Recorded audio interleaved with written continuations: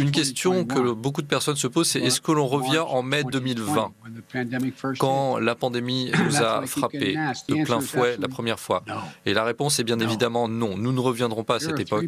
Les États-Unis font le plein d'autotests, ils viennent d'en acheter 500 millions. Et puis Israël va lancer la 4e dose du vaccin. Pour les plus de 60 ans et pour le personnel médical. La situation est critique. Elle est critique parce que l'épidémie Delta circule encore dans notre pays. Nous atteignons des niveaux d'incidence absolument inédits en France, avec 73 000 cas positifs détectés hier, ce qui constitue une nouvelle fois un record. Quelle est la part du variant Omicron aujourd'hui dans l'épidémie en France? Aujourd'hui, elle est environ à 20%, sans doute 30 ou 35% en Île-de-France. Si vous me posez la question dans 2 jours, oui, je vous répondrai que ce sera déjà au moins une contamination sur 3 en France. Et majoritaire entre Noël et Nouvel An. Ce que l'on entend en général dans les grands médias, c'est toujours une espèce de doxa dominante qui consiste à terroriser les Français, non, on terrorise personne ici. La vaccination. Les restrictions ne sont pas exclues, mais le cœur de notre stratégie, il est très simple, c'est vaccination, vaccination, vaccination. Donc moi, je demande aux entreprises de se préparer dès maintenant pour renforcer le télétravail à la rentrée, donc le 3 janvier, avec une cible de 3 jours minimum pour les postes qui le permettent, voire 4 jours quand c'est possible. Effectivement, si on a prévu de danser à 25 dans une pièce, ça c'est complètement débile, quoi. Mais c'est vraiment débile. Donc c'est la part des choses que l'on peut se dire. Le Covid-19 qui a fait 2 victimes symboliques en Martinique lundi, 2 représentants de l'intersyndicale qui étaient très mobilisés contre l'obligation vaccinale.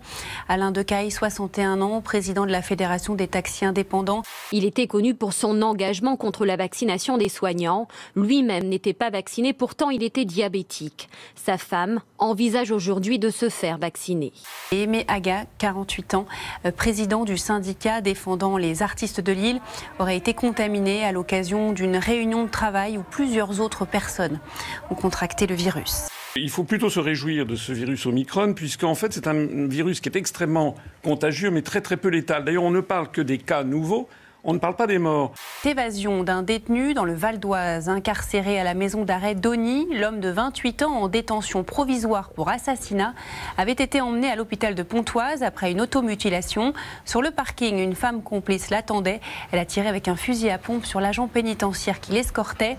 D'après ce que disait ce docteur Malone, en fait on assiste à la fin d'une épidémie qui se traduit toujours de la même façon, c'est-à-dire par un virus mutant beaucoup plus contagieux mais très très peu létal. C'est en train de se transformer quasiment en grippe. D'ailleurs, Emmanuel Macron l'a laissé entendre lui-même. Chère maire de France, vous avez le pouvoir de donner la parole à des millions de Français. Utilisez-le. Aidez-moi. Ne vous laissez pas voler cette élection. Les intercommunalités, les métropoles sont tellement politisées et qu'il y a des enjeux de pouvoir, des enjeux de subvention et des pressions terribles sur les maires qui ne veulent pas prendre de risques en donnant leur parrainage et donc avoir des risques sur les subventions pour leur commune. En garde à vue, Jean Alési reconnaît les faits. Il s'est bien rendu au cabinet d'architecte de son beau-frère en pleine nuit dimanche dernier avant de coincer un énorme pétard dans l'encadrement de la fenêtre, de l'allumer et d'exploser la vitre du bureau. Alertés par l'explosion, les voisins ont eu le temps de noter la plaque d'immatriculation alors qu'il filait dans la nuit en voiture, tout feu éteint. Le premier SMS de l'histoire, vous savez, on vous en a parlé. Il a été vendu hier 107 000 € par la maison de vente Agut à Neuilly-sur-Seine. 107 000 € pour ça. Merry Christmas, joyeux Noël.